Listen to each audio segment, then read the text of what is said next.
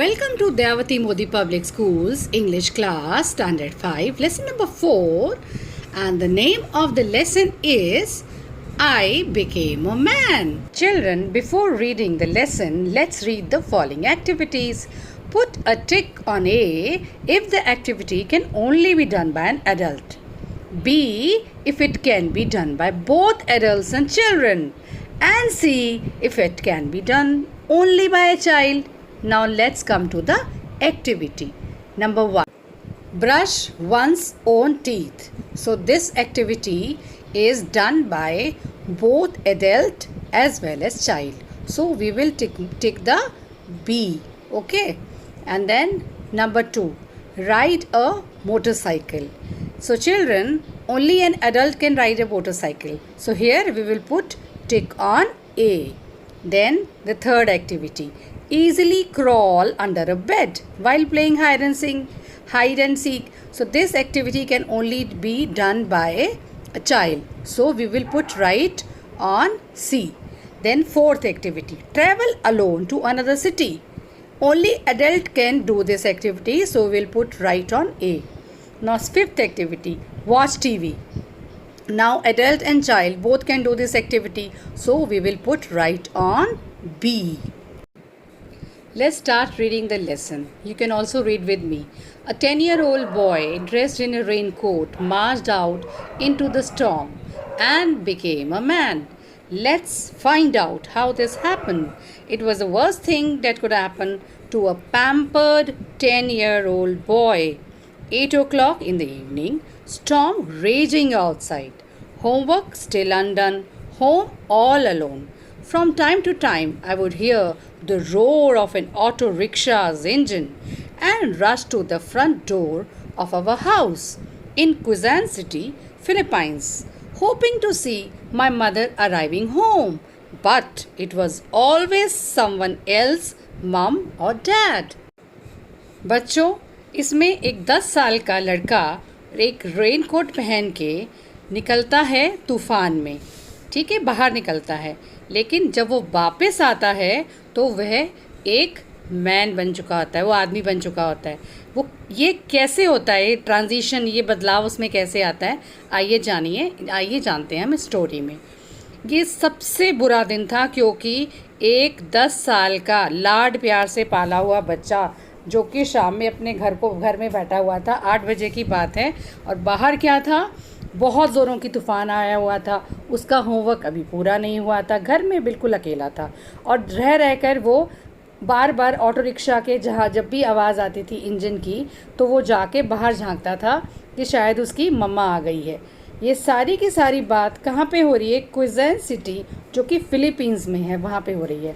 और वो ये आशा कर रहा था कि उसकी मम्मी शायद अब आ जाएगी और तब आ जाएगी, लेकिन बाहर निकलने पे उसे निराशा का सामना करना पड़ता था क्योंकि हमेशा ही किसी और के मम्मी या पापा आ रहे होते थे. Now children, come to page number 49, first paragraph. I like to think of myself as a grown man, but fear was eating away my bravado. The storm grew stronger, the lights went off, the clock struck 9. Then the phone rang. I swallowed my sobs and answered it. It was Mom. Hello, Carlo, she began. I'm still. Where are you? I interrupted, fully aware that my nervousness was unbecoming for a grown-up. I'm here in Glory's with your brother. I knew that Glory supermarket was only 5 minutes from our house. What time will you be home? I asked. Unless we get a ride, you shouldn't expect us anytime soon. इस कहानी में जो बच्चा है वो बार बार अपने आप को विश्वास दिला रहा था कि अब मैं बड़ा हो गया हूँ, ठीक है, लेकिन उसके अंदर का जो डर है वो सारे उसके आत्मविश्वास को चकनाचूर कर रहा था, राइट. और यही सब चीज़ों में उलझा हुआ था कि बाहर जो तूफ़ान था वो और तेज़ हो गया, लाइट भी चली गई और 9 बज गए. तभी फ़ोन की घंटी बजी. वो बस बेचारा सुबकने को था, यानी अंदर से वो रोने को तैयार था, अंदर ही अंदर, यानी बहुत तेज़ से नहीं रो रहा था. उसकी सुबकियाँ निकल गई थी, लेकिन उसने अपने आंसुओं को पी लिया और फ़ोन को आंसर किया, और वो उसकी मम्मा का था। उसने कार्लो को हेलो बोला, और जैसे ही वो आधी बात बोलने वाली थी, कार्लो ने, उस लड़के का नाम कार्लो है, उसने अपनी मम्मा को बीच में ही टोक दिया। और जिस तरीके से वो बात कर रहा था, ऐसा लग रहा था कि वो बेचारा बहुत डरा हुआ है, लेकिन ये जो सारी उसकी ये जो डर है जो उसके मन में, वही चीज़ें उसके बड़े होने में रुकावट हो सकती हैं। उसकी मम्मा ने फिर बोला कि बेटा, मैं ग्लोरी सुपरमार्केट जो जिसका नाम है, मैं वहाँ पे हूँ तुम्हारे भाई के साथ। तो कार्लो बोलता है कि मम्मा वो तो 5 मिनट की दूरी पे है, तो आपने इतना टाइम क्यों लगा दिया, और आप कब घर आओगे? तो उसकी मम्मा ने बोला, हमें जब तक कोई ऑटो रिक्शा नहीं मिल जाता, हम जल्दी घर नहीं आ सकते। Why don't you take an auto rickshaw home? The auto rickshaw drivers won't accept any passengers from here. Walk through that flood? I don't think so. That's why I called. I braced myself. Get your raincoat, hail an auto, and fetch us, she said. Stunned, I couldn't utter a word. Carlo अपनी मम्मा को कहता है कि मम्मा, आप auto rickshaw पकड़ो और घर आ जाओ। बेटा, उसकी मम्मा कहती है, ऑटो रिक्शा ड्राइवर्स जो हैं वो सवारियां नहीं ले रहे, तो मम्मा फिर आप पैदल चली आओ। अरे बच्चे, बाहर तो फ्लड है, यानी तो पूरा का पूरा पानी भरा हुआ है, तो इसलिए मैंने तुम्हें फ़ोन किया। मम्मा ने जैसे ही बात बोली, मुझे लगा मुझे अपने आप को प्रिपेयर कर लेना चाहिए, यानी कि कोई और मुश्किल समय आने वाला है। तो तभी जब ये सोच ही रहा था कार्लो, उसकी मम्मा उसे बोलती है, अपना रेनकोट पहनो, ऑटो रिक्शा पकड़ो और हमें लेने के लिए आओ, इसीलिए मैंने फ़ोन किया। और ये सुन के कार्लो एकदम ही शॉक में आ जाता है और उसके मुंह से कुछ आवाज़ ही नहीं निकलती। Now come to page number 50, first paragraph. My mother continued, Carlo, is that okay with you? Was it okay with me? Was she kidding? It was raining hard. It was dark and thunder roared every minute. Not that I was scared, but I was only 10. Who knew what danger awaited me out there in the dark? Sure, no problem, I replied. I put the phone down. I couldn't believe I had said yes. I wanted to call back to say I couldn't do it. But then I stopped. Do grown man shrink away from challenges? No. And I was a grown man. Right then I resolved to face the impossible challenge that lay before me. To commute to a department store 5 minutes from home, I put on my yellow raincoat and stepped out of the house. Mummy लगातार बोले जा रही थी, Carlo, तुम क्या कर पाओगे ना, तुम ठीक हो ना, ऐसे मम्मा बोल रही थी। और मैं मन ही मन अंदर सोच रहा था, क्या मम्मी मजाक कर रही हैं जो मुझसे पूछ रही हैं, लेकिन मैं ऊपर से कुछ नहीं बोल पा रहा था। बरसात और ज़ोर से होने लग पड़ी, अंधेरा था और टाइम टू टाइम बिजली भी कड़क रही थी। और not that I was scared, ना केवल मैं अंदर से डरा हुआ था, लेकिन मैं तो केवल 10 साल का बच्चा था जिसको पता था कि जो अंधेरा है, अंधेरे में कोई भी खतरा आ सकता है। लेकिन मैं ऊपर से मैंने यही बोला, हाँ कोई बात नहीं, कोई प्रॉब्लम नहीं है, मैंने यही जवाब दिया। मैंने फ़ोन को नीचे रख दिया और मैं ये यकीन ही नहीं कर पा रहा था कि मैंने हाँ कैसे कर दी। मेरा मन करा कि मैं फ़ोन करके बोल दूँ मम्मा को, भाई मम्मा मैं ये नहीं कर सकता, लेकिन फिर मैंने अपने आप को रोका। क्या जो बड़े लोग हैं वो अगर उनके ऊपर कोई मुश्किल पड़ती है तो क्या उससे वो भाग जाते हैं, राइट? तो मैं तो अपने आप को मैंने समझाया, भाई मैं बड़ा हो गया हूँ, मैं बड़ा आदमी हूँ, ठीक है, मैं बड़ा मैन बन गया हूँ, तो क्या मुझे जो ये मुसीबत आन पड़ी है, ये जो इम्पॉसिबल टास्क है, चैलेंज है जो है, क्या मुझे उसका सामना करना चाहिए या मुझे उससे भाग जाना चाहिए? ऐसे ऐसे बातें कह के मैं अपने आप को समझा रहा था। और फिर मैंने अपने आप को समझाया, अरे 5 मिनट की दूरी पे तो है डिपार्टमेंटल स्टोर, तो इसलिए मैंने येलो कलर का अपना रेनकोट पहना और मैं घर से बाहर निकल गया। The chilly wind hit me in the face and the rain pounded me. Lightning streaked across the sky and thunder boomed. I was scared. I hadn't taken a public transport before and I didn't know what to do. I recall reading stories about kidnappers disguised as auto drivers. I started to walk back to my house when an auto pulled up beside me. Boy, do you need a ride? The driver asked. I hesitated. The driver wore a transparent raincoat 10 sizes too big and had a mustache. I remembered action films where the bad guys spotted a mustache. I wanted to say no, but I knew I might not get another auto. Are you getting in or not? The driver asked as the auto's engine hummed impatiently. Carlo जब बाहर निकला तो तेज़ हवा जो है वो उसके फेस को हिट कर रही थी और जो बरसात है वो भी उसके मुंह पर पड़ रही थी। और जब बहुत तेज़ तूफ़ान आता है तो बिजली भी कड़कती है और आंधी भी आती है ना। थंडर एंड लाइटनिंग दोनों ही, पहले बिजली कड़कती है और उसके बाद थंडर आता है, तूफ़ान आता है। तो वो ये उसकी आवाज़ सुन के वो अंदर से बेचारा बहुत डर रहा था। और इससे पहले उसने कभी भी पब्लिक ट्रांसपोर्ट यानी ऑटो रिक्शा पे कभी भी पहले ऐसे वो नहीं चढ़ा था। और वो ये सोच रहा था कि अब उसे क्या करना चाहिए। और मन ही मन में बुरे बुरे ख्याल आ रहे थे कि उसने जो कहानियाँ पढ़ी थी कि कैसे किडनैपर्स जो होते हैं ना वो कैसे भेस बदल के ऑटो ड्राइवर्स का और कैसे बच्चों को वो पकड़ लेते हैं।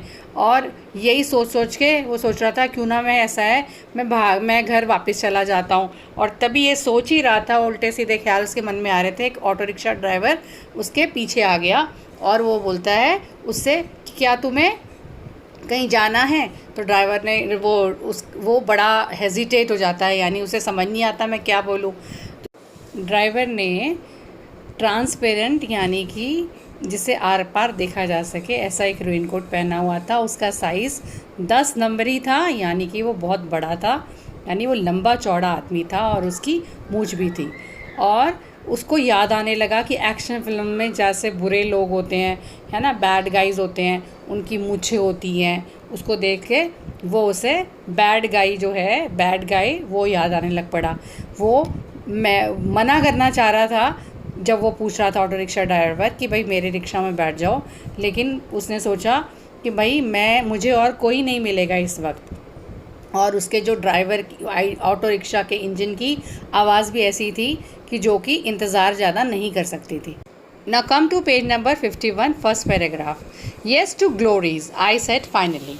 As we pulled away, I became frenetic with worry.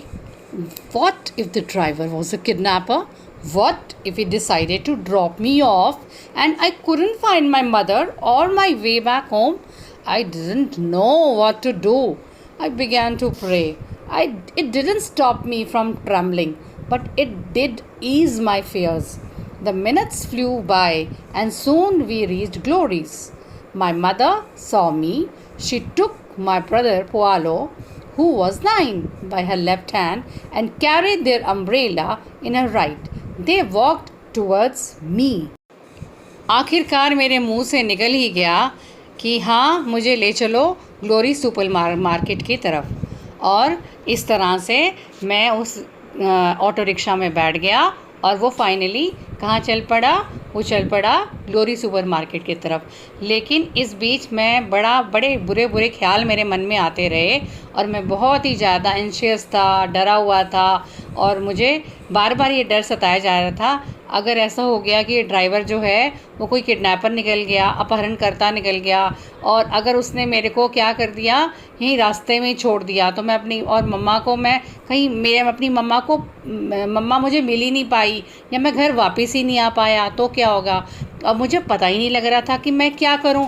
तो इसलिए मैं इस मुश्किल टाइम में फिर क्या करने लग पड़ा, मैं प्रे करने लग पड़ा। मैं चाहे प्रे कर रहा था लेकिन मैं अंदर से क्या कर रहा था, शेक कर रहा था, हिल रहा था, यानी मुझे बहुत डर लग रहा था। लेकिन प्रेयर करने से मैं अपने डर पे थोड़ा सा काबू पा सका, राइट। और इसी बीच में सोचते हुए और वक्त जो है वो बीत गया और मैं ग्लोरी सुपरमार्केट तक पहुंच गया। मेरी मम्मा ने मुझे देखा और फिर वह अपने मेरे भाई पोआलो के साथ वहाँ आ गई, जो कि 9 ईयर्स का है।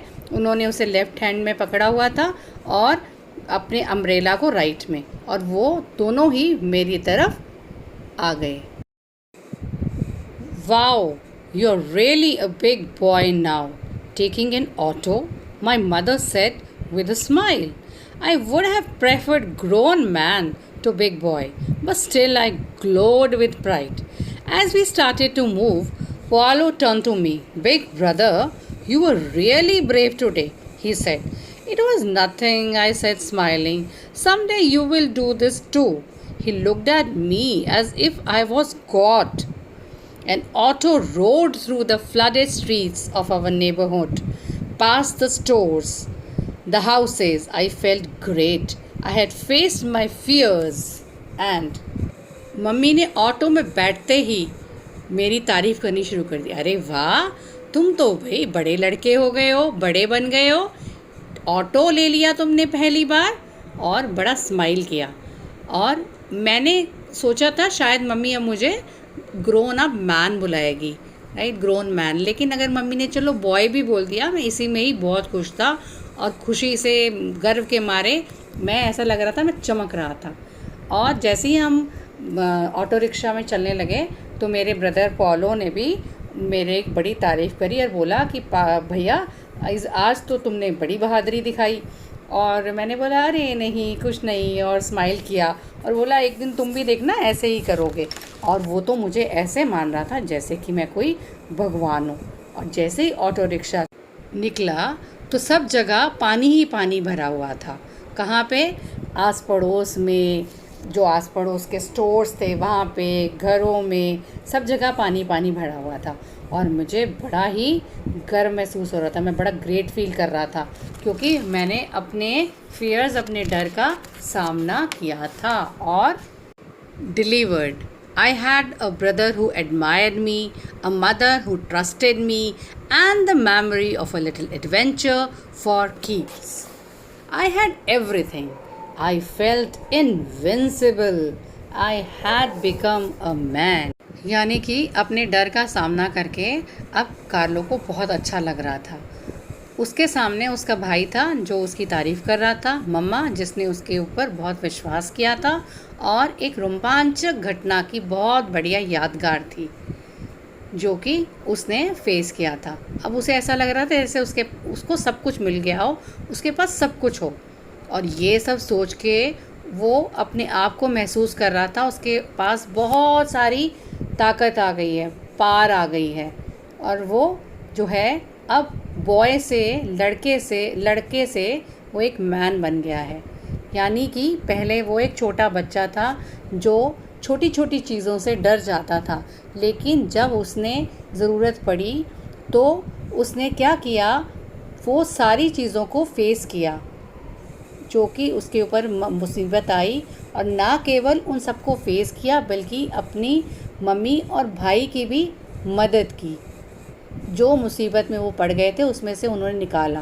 तो अब वो एक छोटे बच्चे से एक बड़े मैन की रिस्पॉन्सिबिलिटी लेने वाला बच्चा बन गया, इसलिए उसे सोचकर बड़ी खुशी होती। Children, what we have learn from the story, कुछ ऐसे कार्य हैं जो सिर्फ आपके मम्मी पापा करते हैं, लेकिन जैसे जैसे आप बड़े हो रहे हो आप भी जो काम आप पहले नहीं कर सकते थे वो आप करना शुरू कर देते हो। बहुत सारी चीज़ें, जैसे कि अकेले घर पे रहना, पहले आपको डर लगता था, राइट, और अंधेरे से डर लगता था आपको, ऐसी ऐसी चीज़ें आप नहीं कर पाते थे। लेकिन जैसे जैसे धीरे धीरे आप बड़े होते हो आप अपने फियर्स को फेस करके अब वो सारे काम धीरे धीरे करने लग पड़ते हो। जिस वक्त बच्चों आप लोग ये जो चेंज जो होता है आप उसको फेस कर रहे होते हो ना, जैसे कि फ़र्स्ट टाइम आपने पब्लिक ट्रांसपोर्ट अगर उस पर जाना है, ट्रैवल करना है, या फिर अंधेरे में घर रहना है, या मम्मी पापा की मदद करनी है, आपको चाहे अंदर से डर लग रहा होता है, फिर भी आप उस सोचते हो नहीं अब मैं बड़ा हो गया हूँ, मैं कर सकता हूँ। और जब उस चीज़ से आप गुज़र जाते हो तो आपको बहुत प्राउड महसूस होता है, और आपके पेरेंट्स भी आपके ऊपर बहुत प्राउड महसूस करते हैं। So children, this is the story all about, and from my side I wish you luck and happy growing up children. Bye bye.